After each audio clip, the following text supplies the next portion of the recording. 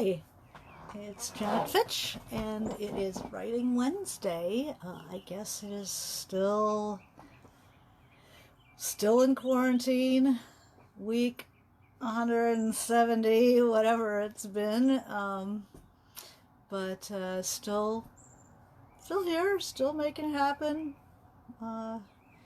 and grateful for the internet, grateful for social media, which is not a usual thing.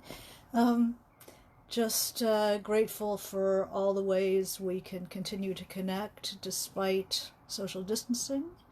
Not my favorite thing. I'm a very gregarious person. Probably works against me as a writer.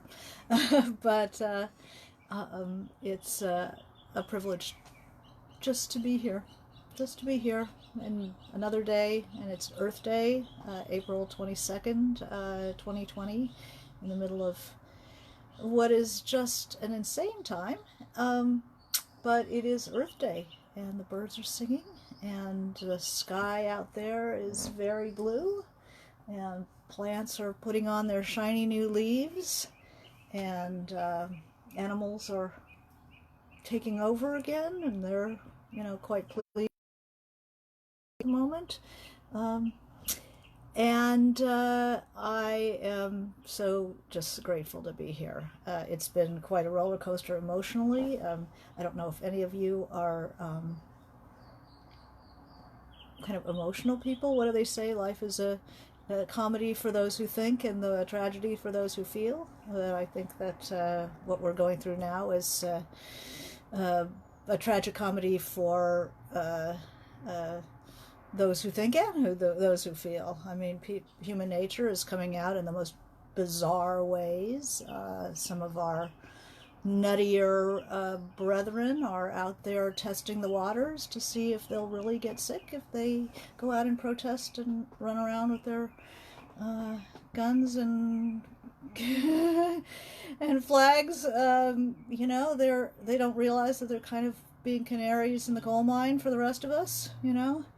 I'm sure that's not their intent, but when I see them, I have to be in an odd way, somewhat grateful that they're doing it.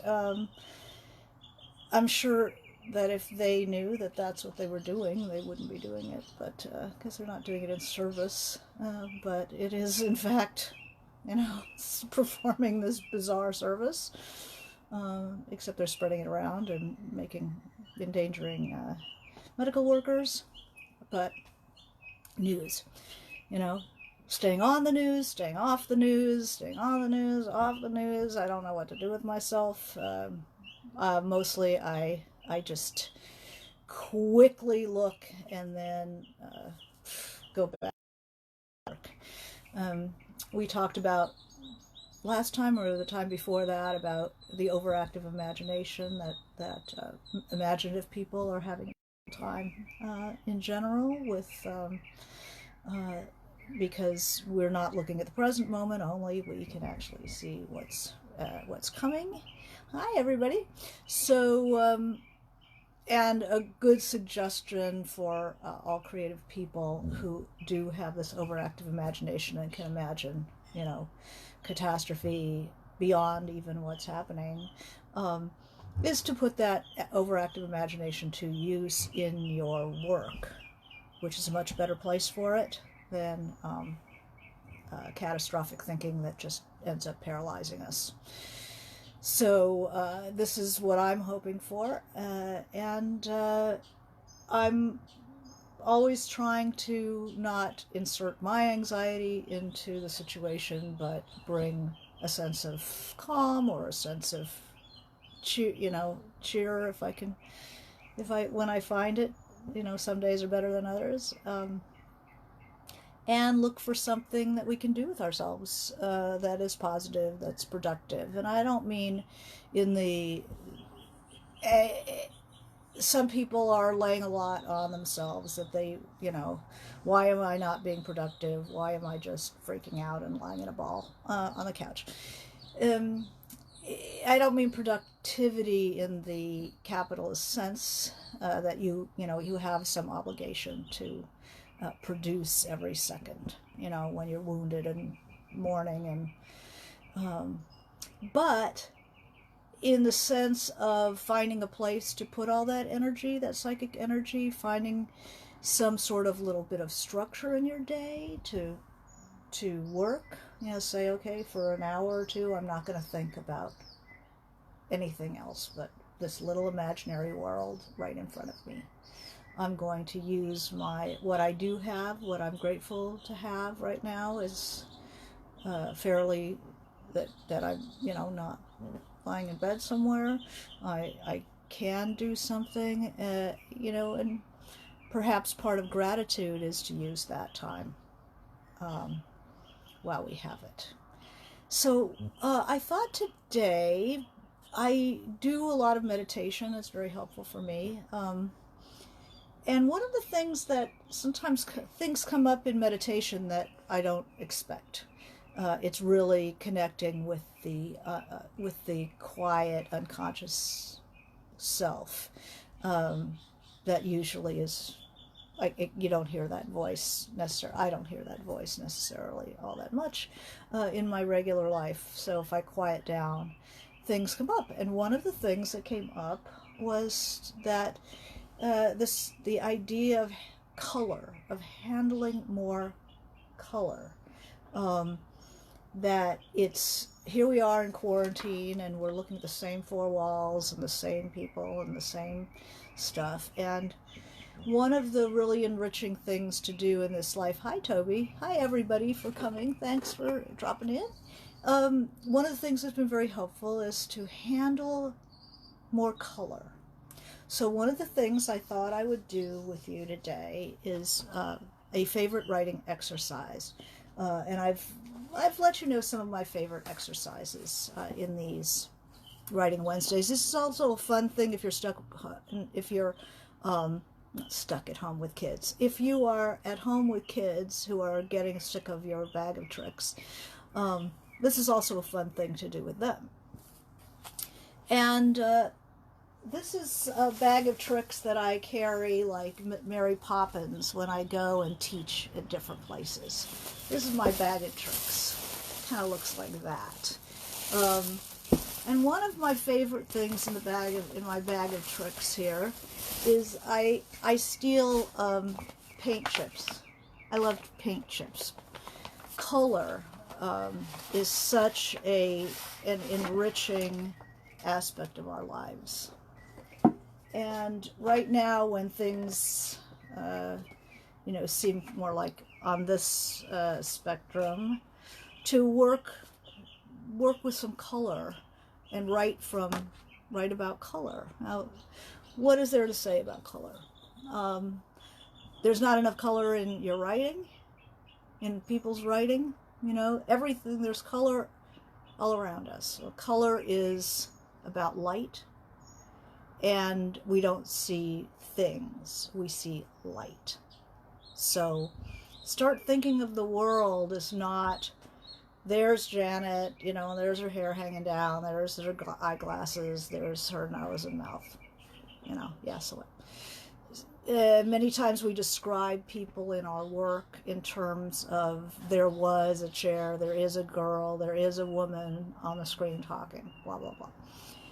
But try to look at the light. Where is the light coming from?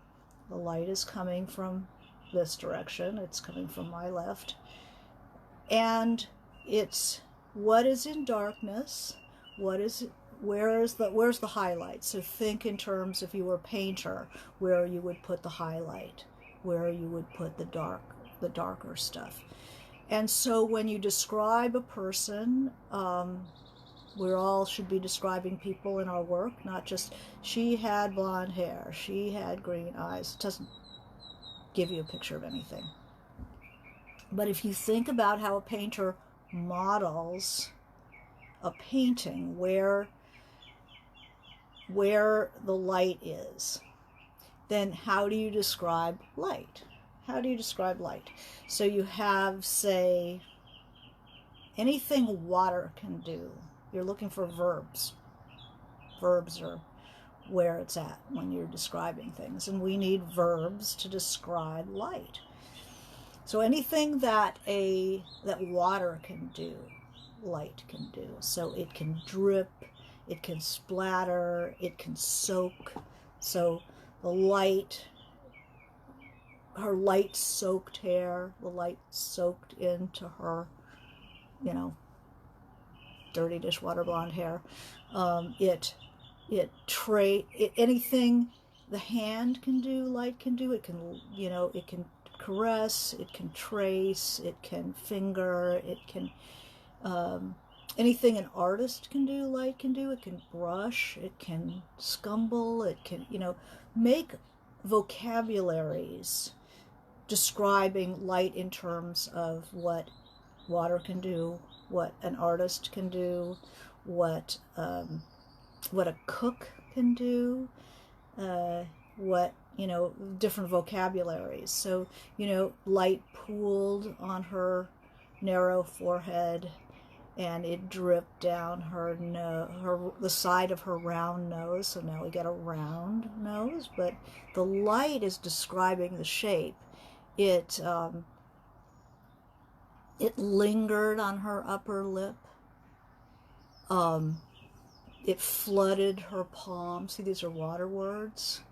It etched, it etched in the lines of the back of her hand. It slid down her wrist. It collected in the wrinkles of her shirt. And then how would you describe the folds of a shirt like this? There was a ridge of light stood out against the dark gray shirt. It caught at the edge of her collar. So the active verbs, always looking for active verbs, and describe things in terms of the light. The light flooded one side of her aging face.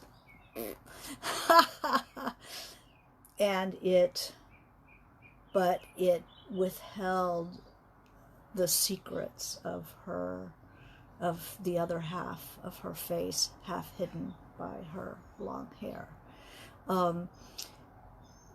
Think about light, how light reflects. So there was a glass of water is darn uninteresting. But to say the light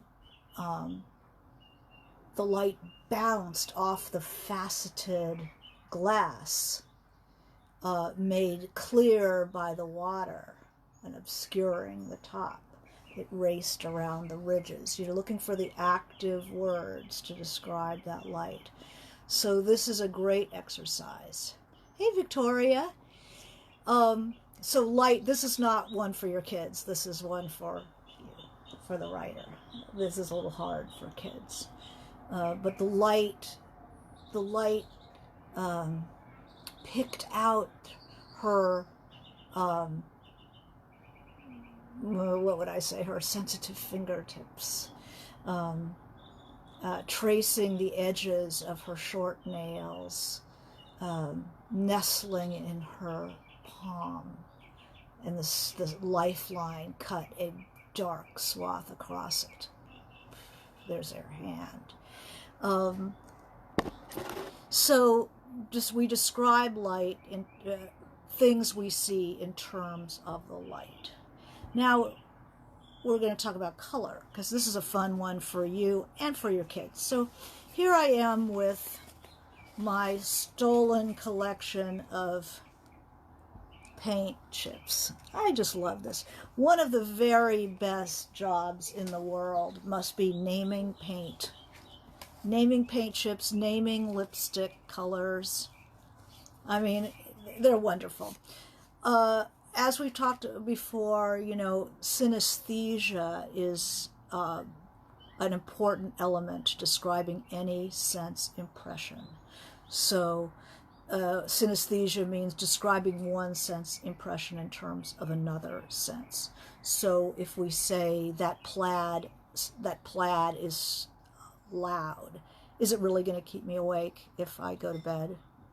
No. But we know what the sensation of loud feels like, because we live in a body. So the body knows what loud means. It is, oh, Tony had a job of naming lipstick colors. That is so cool. Wonderful. So you're looking for synesthesia. So think of a wine review. Is the wine, it's a Chardonnay. What does wine taste like really? It's sharp and it's kind of a little bit resinous. And that's it. But when you try to describe a wine, then if you look at a wine review, you'll see the wine is sharp, the wine is grassy, the wine is smells like butterscotch or whatever. I mean, does it really? No, it smells like wine. But we know what butterscotch tastes like, so we get a sense of a richness, a creaminess. We know what sharp feels like. You know, am I going to need a tetanus shot if I drink that wine? No. But I know what sharpness is. So if which is a texture word, a touch word, but we use it in terms of a taste, we understand. Does it really taste grassy? Not really. But we know the freshness of cut grass, and so we're going to attribute that quality to wine. Okay? So every sense impression that you want to describe, it's a very useful technique to describe it in terms of another sense. And when we talk about color, that's what you're going to get, especially when you describe beige. Beige is the biggest challenge for writers because it's beige. It can be light beige or dark beige or kind of reddish beige. But the trick is to use that synesthesia and give other qualities to that. For instance, always they use a lot of food when they're naming identical colors. So we have these sort of pale yellow beiges. This one is candle wax. So that creamy, and it gives you a little bit of honeyness. Custard, that's good. Food, they use food a lot. Chamois. Well, chamois is not that color, but chamois is, it's got, you know, you can say it's a color, but it also has a softness. It has, the richest words are words that use more than one sense. So to say chamois is both, you could say that's a color, but it also has a very specific texture. It's very supple, thin leather that you use to rub on things, sort of suede-ish. So chamois has two senses. Custard, you know, it's a color and it's a taste. It tastes like kind of sweet, creamy. Some things also have a smell. Lily of the valley. It's a flower. It has a strong scent. There's a color, kind of waxy color. And then some of them are very fanciful. So we have hidden sun. I mean, it's landlord white, you know, but it's fanciful. Hidden sun, firefly. It's a very fun thing to take colors. Summer song. So obviously they saw the yellow, they think summer, and then what are we going to say about this one? So summer song. Her dress, the color of a summer song. And that's beautiful. That's beautiful. That's much better than saying it was pale yellow. Duckling. Pale yellow. Duckling. His hair was duckling yellow. That's so much more interesting than saying, you know, he had light blonde hair. So it's evocative. Marshmallow. There's a great one. This one's marshmallow.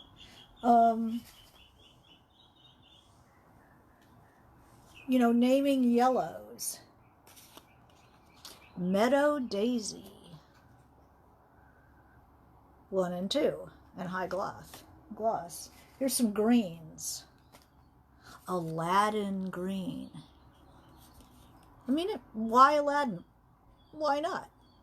Aladdin green. This one.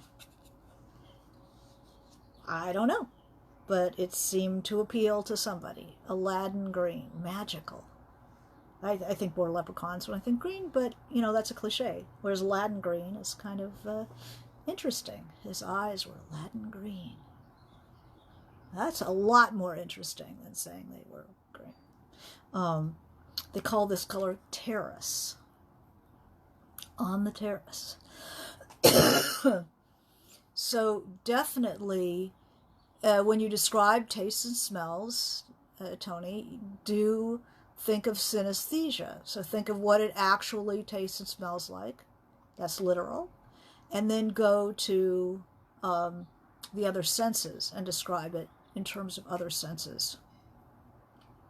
And then memory and association and fantasy, like that Aladdin green. A blue, the color of first heartbreak. It can be a color that's not a color. It's just an imaginary color. The color of my father's car when it drove away for the last time. That color green. So this is a fun thing to do. Well, when you're working with color, Canton jade, somebody looks at a color and it's sort of this murky, dark green, and it's like, okay, what does this remind me of? Jade. Okay, what kind of jade? And then they take off from there. Naming colors is really fun. Kids, once they understand this, have a really good time with it. And then there's the writing part. Lime pop. That wasn't even a stretch, You could call that Piccadilly green. I grew up in the mod era. If that's not a mod color, I don't know what it is. I'd call that Penny Lane or something. So you work with associations, just like we did with when we did the 2-page short, and we just took a word and we looked at the associations. So synesthesia and moving to associations. You can do an exercise where you take the same color and you have a positive reaction and a negative reaction and call it the same thing. What if you were having a nervous breakdown and this is the color of the room that they put you in the hospital? Then suddenly that wouldn't be Lime Pop or Penny Lane. That would be like, Civilian Nightmare green. So here's the exercise that I do with the colors, is like all of these sense exercises that I do them with scent, I do them with fabrics, I do them with all kinds of prompts, but it's always you're working towards who is it, when is it, and where is it. So you allow your imagination to move to a time, a place, and even a situation that will start to unfold for you. So say I look at, colors are fabulous. I'm going to pick a color. What color should I pick? Should I pick a pink or a blue? First person who writes me one, that's the one I'll pick. What color shall I pick? Anybody? Okay, well, I'll just pick something. Okay, I'm going to pick this red. They call it awning red, but it's really a rust. The light is, this is kind of, it's altering the color here. Yeah, that's better. So you can see the color. It's kind of a rust red.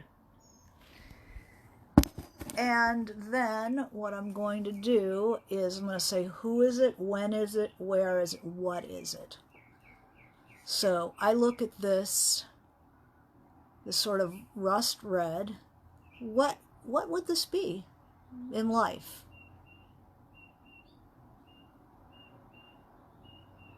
What is it? Okay, anybody want to venture? I know I'm putting you on the spot, but I'm going to say this color is heartbreak, old heartbreak, because it's like dried blood color. So dried blood red. I never want to see any kind of conventional colors, you know. So this is where we break the this is good. This is good. Oh, got the poets here. Yeah. This is where we break the cliche. No blood red, no fire engine red, none of that. You know, if you've ever heard it, Georgia soil, brick red, this is good. If you've ever heard it before, you can't use it. That freshens your writing. That gives you a challenge there. Okay? So, this color I would call Farmhouse at Sunset in Appalachia. See that? Awesome. There you go. And that's what you'd call it. Appalachian Farmhouse at Sunset. This, to me, is the color of a Naugahyde. What is it? When is it? Where is it? Naugahyde. It's like fake leather, fake cordovan leather, Naugahyde. And I see that on a Barcalounger in an old guy's living room. So who is it? When is it? Where is it? A Barcalounger in my dad's living room. And there is a TV tray. And he's playing solitaire on the TV tray in front of his Appalachian Sunset farmhouse. Dried blood Barcalounger that he won't let me clean because he's in it all the time. And he's watching TV, he's watching something that's as old and tired as this, so reruns of Dragnet, because dried blood, you know, kind of assumes that. And he's shuffling the cards, and the ink he's done this for so long that the ink has come off the cards. And then I know a lot about him, knowing that he's been in that Barcalounger for a long time with the TV tray. I can see maybe a marriage where the wife just lets him do that in the basement, maybe. It's just like she's given up completely to let him do this. And he comes out of the basement and opens a can of chili, because it reminds me of canned chili too, and makes that puts in the microwave. His wife, maybe the upstairs, is lively and crocheted things and little gewgaws that she likes, because now the entire masculine element in her household is in the basement.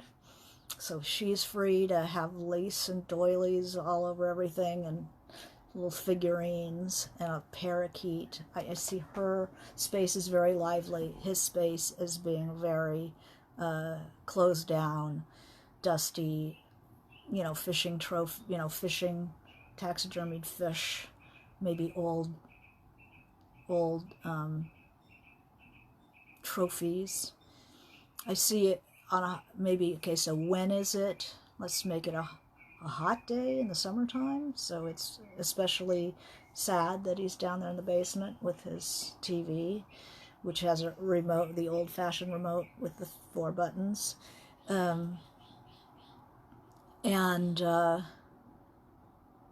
What is he thinking about? Well, he's shuffling the cards. What is he trying not to think about? What is he trying not to think about in that chair? So this is the kind of thing you can do with kids. It's very fun. You say, well, what is this? Is this somebody's room? Did somebody like make a really bad mistake and paint their apartment this color?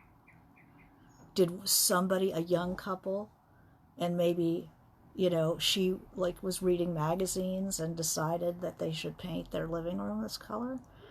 Or maybe do it while the other partner is not there and comes back and sees what she's done.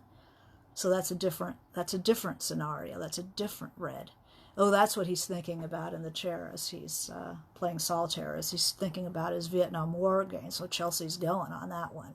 Yeah. So color you can do so much with color. Let's see, people wanted a pink. Let's try this one. Here are two pinks, Flamingo Pale and Apricot Dream. You know, somebody's wonderful imagination went loose on that one. Apricot Dream. Okay, what is it? Anybody have idea?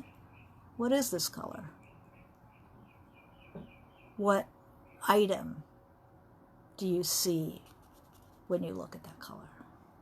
What object?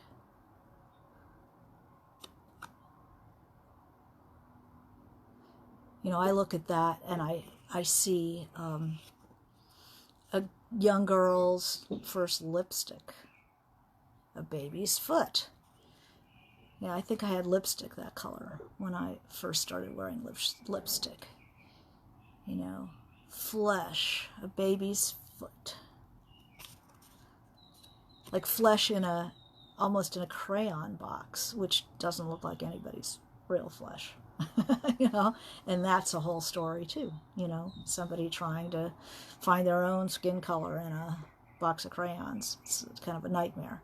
But I see that lipstick. I see like a 13-year-old wearing this lipstick, and what is she thinking about? What is she hoping? How does she hope it will transform her? There's the inside of a conch shell. That's really good. So even though we're stuck, Winslow Homer sunset, lipstick naming days. Yeah, I see it. Hey, Steve. Good to see you. So it's like, it could be a sunset, and then you say, where is it? When is it? Chimney Rock. So there's a sandstone color. Sandstone pink, Chimney Rock pink. So when you're describing colors in your stories, pick a color that will echo in your piece or in a paragraph even. Give it a name like Chimney Rock Pink. And so then it can be a diner that this is maybe the counter color, but it's Chimney Rock Pink. So you can give it a southwestern feel just to describe the pink. It doesn't have to be any particular pink. So I have that girl, the 13-year-old, wearing that lipstick, like for a wedding reception. So now we're starting to move into a story. People at a wedding reception. And is this the bridesmaid? Is this the cake? Is this the flower girl? Is this the flowers? Are they real? Who chose the flowers? Was there any conflict around those flowers? So you start to open it up. Who is it? When is it? Where is it? You know, somebody has a very elaborate wedding and all of the colors are this, all the tablecloths are this color, and something isn't right with the wedding or with the groom and the bride. And one of them looks out at all those pink tables and thinks, I'm never going to be able to see the color pink again. I won't be able to tolerate it. So Tony says, what about historical novels? I find I go to nature to describe colors for my 2,000-year-old setting.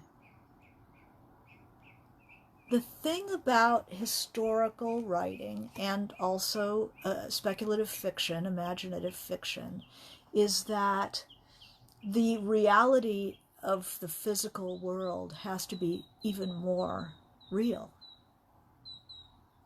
So so you have to bring it home. It has to have color. It has to, even in a spaceship, you know, try to have, you know, you do these kind of grays even.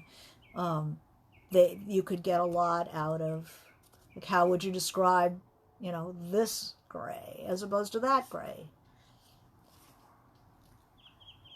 Silver Hill, they call this one, which is hilarious because Silver Hill is a very famous psychiatric hospital that Edie Sedgwick went to. Was a posh, dry-out sanitarium for upper-class East Coasters. So Silver Hill, that's kind of interesting. So, you know, this is like the gray of a quarantine depression, the gray of the eyes of an intelligent horse. No, they're always dark, but I like white horses with the dark manes. So anyway, they call this deep space gray. You know, there's some people who live on my house who have painted their house, the whole house, that color. And they have pink flowers and fake flowers and white wrought iron furniture, and they're the most lovely, lovely people. They're like the grandma and grandpa of every kid's dream, but their house is this color. That's so funny. I had this one turquoise. Let's see if I can find it on short order.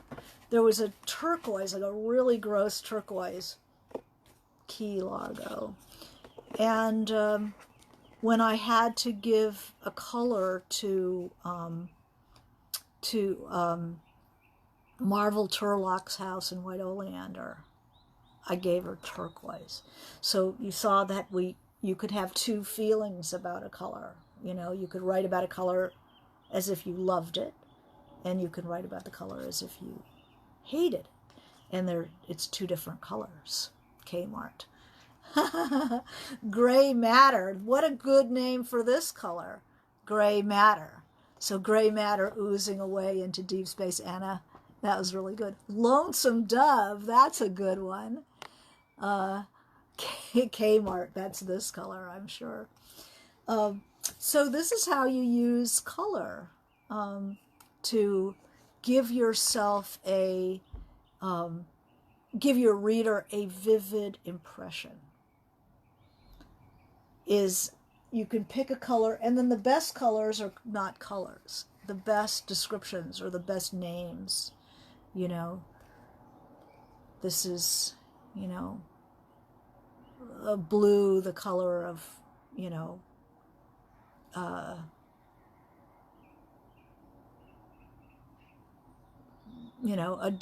call it daydream, you know, the color of daydreams.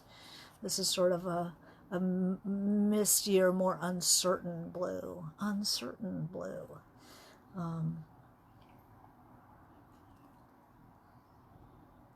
How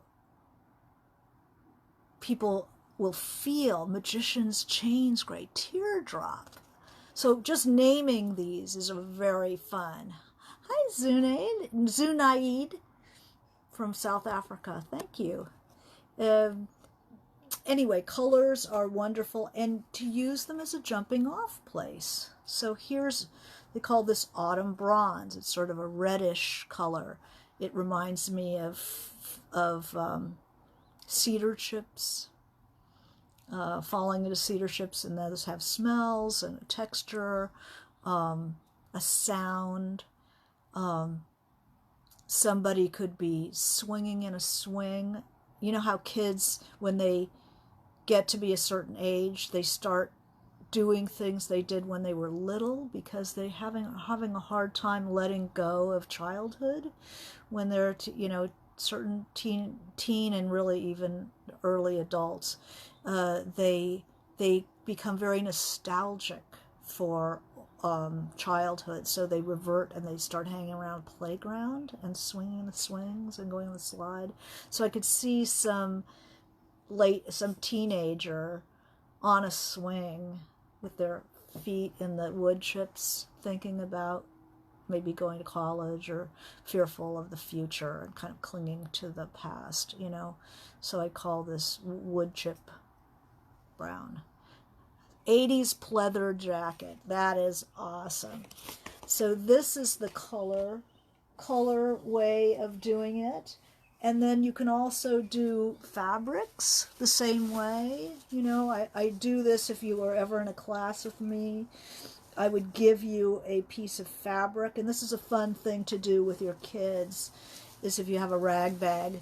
Do people still have rag bags and button boxes and stuff? I grew up like that. And all my mother would have to do is just give me the rag bag, and I'd be just in hog heaven. And I'd give you a piece of fabric.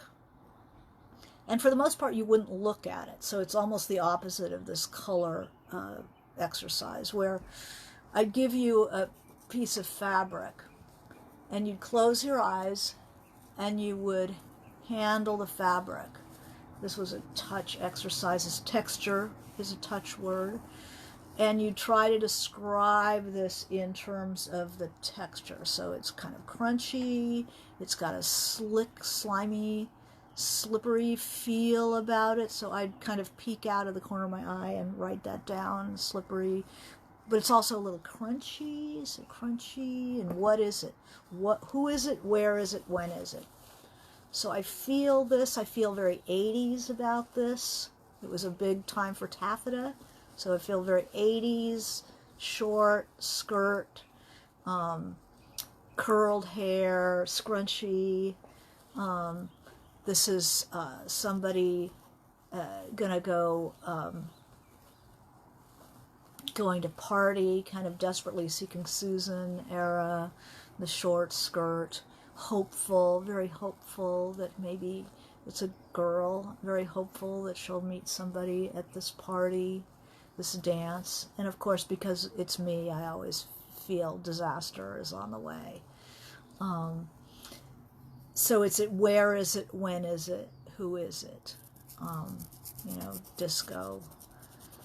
That's crunchy, and it reminds me also of my early, when I was a reporter for Us magazine, freelancer, and they would have me go to celebrity parties, and I would stand out in front with the photographers, and my job was I had a list of questions to ask and a list of celebs.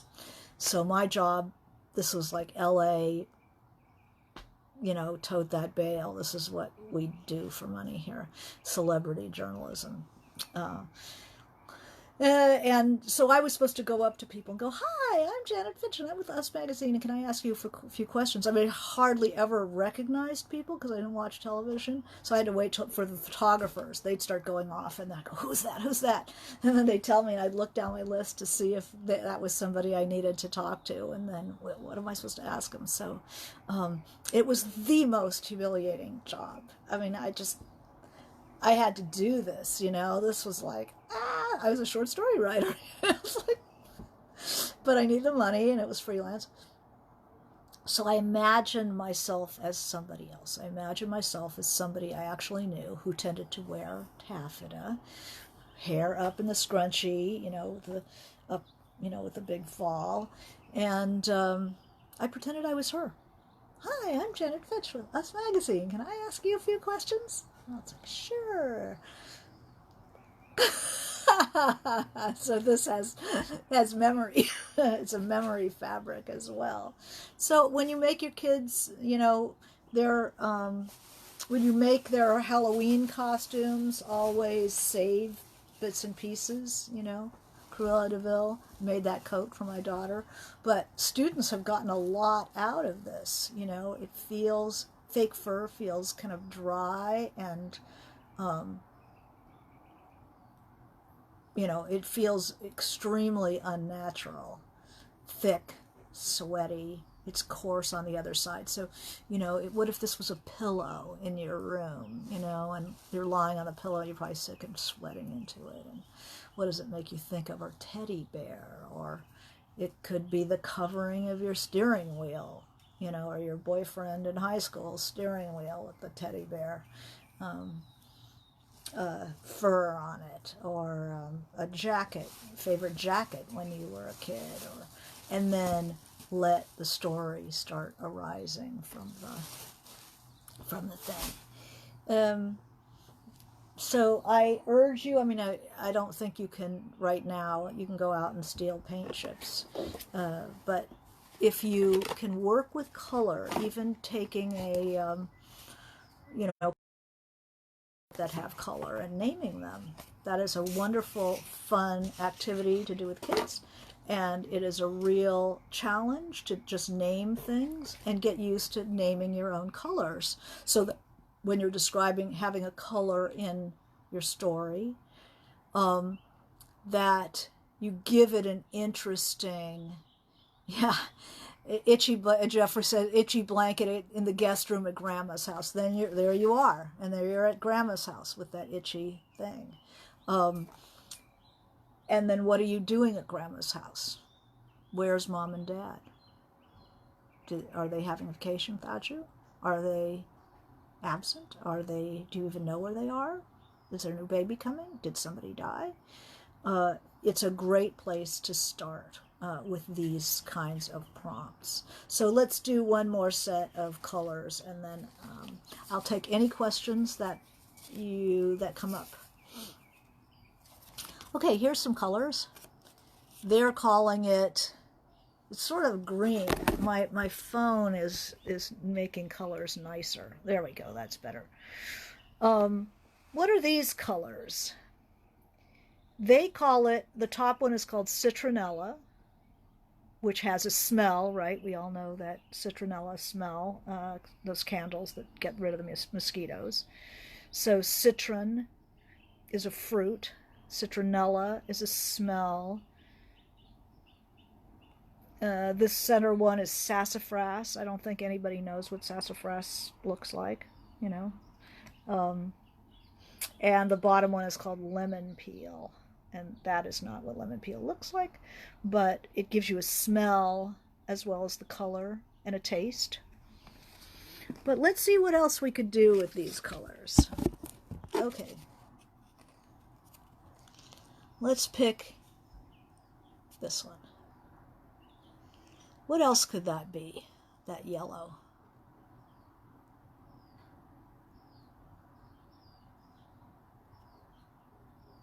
What else is that color? Whew. Yeah, accuracy does not matter in this. This is like poetry. It's the sound of it and the suggestion of it, because sassafras probably is brown, right? That's what they get root beer out of. So I would say that greeny yellow is, I could certainly see the nurse's office at an elementary school being that color. So you go to the nurse because something happened to you. Ooh, call it frangipani. That's beautiful. I like that. Chinese mustard. Oh, that's really good. Buttercup. Fantastic. What else? 7-Up? Why not? Saffron rice. So that's a great name. These are great names. You can all work for Sherman-Williams. Bile. Yeah, that's what I'm getting. Dijon mustard. Dodger dog mustard. There we go. Mustard flower. Okay, so we're going in the mustards. These are beautiful names. And so what if somebody was wearing a coat that color? Then you could say she was wearing Dodger dog mustard coat. Or mustard flower. And then what about mustard flower? You know, what is it? If that's the color, then what's the object? What would you want to see that color on? Rubber gloves, that's good. And then you'd go, who's wearing the rubber gloves? And what are they doing with those rubber gloves? You know, is your mother re-washing the dishes that you know, the father just washed? Or your roommate is re-washing the dishes that you just washed? That's a bummer.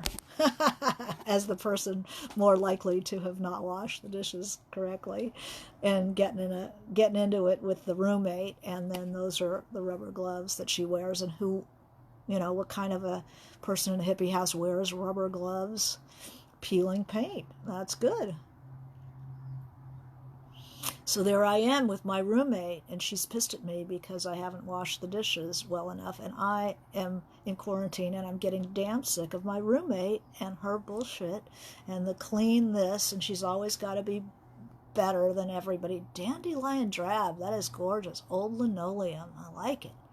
Oh, wow. If that was linoleum, like in a I could see that in a 50s kitchen, this linoleum. And then I've got like an angry mom cleaning it again, especially if it's old and starting to crack, and she's thinking about, why am I living here and washing this damn floor again? They're throwing dishes. That is good. That is good. Well, I could see that roommate with the rubber gloves in quarantine and getting into it with them. There's a good quarantine story. So you see how the senses are a bridge between the inside and the outside. They remind you of things, they have associations, but they also link to other objects in the physical world. And it's a way of bringing in multiple dimensions into your story. They make it so much more vivid. And when you just don't say red, she was wearing her red high heels, which meant blah, blah, blah. It's like, what color red was it? Okay, so what color red is this?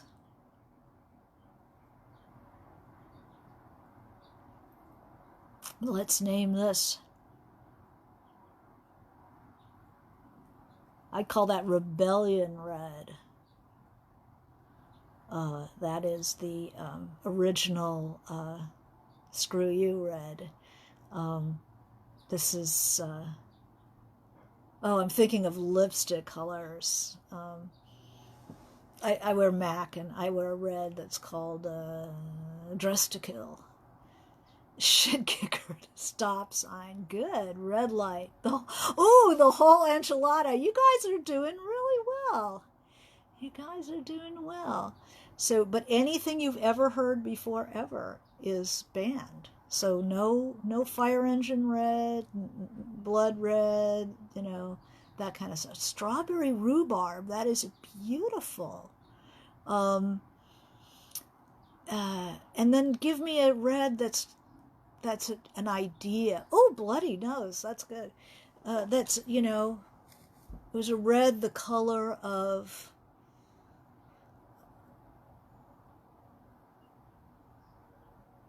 the last stop sign before the end of the world, the red the color of Quasimodo's Valentine.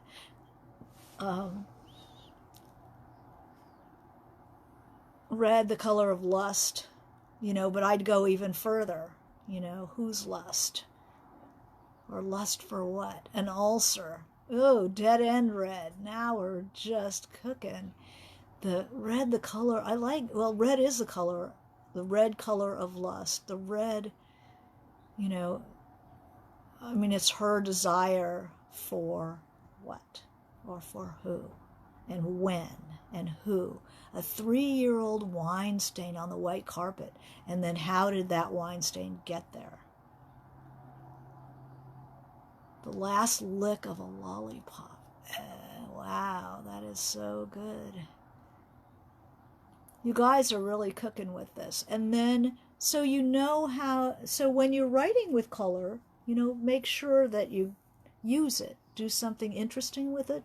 You give us a spin. So is it a good feeling or a bad feeling? What are the associations with it? The red, the sole of my boss's shoe as she's about to fire me or grind me under. That's a different red, huh? Ooh, Grandma's Christmas yarn, which I'm going to be wearing next season. Well, I want to thank you all for joining me for Writing Wednesday. This has been really fun to write with you, and use some color. Start with the color and see if you can name it, and then see where it goes. Who is it? Where is it? When is it? What is it? And see if you do a little short using that.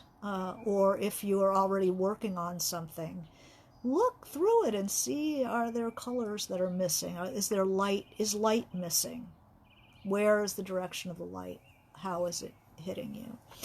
And we will see you next week for Writing Wednesday. Thank you for joining us.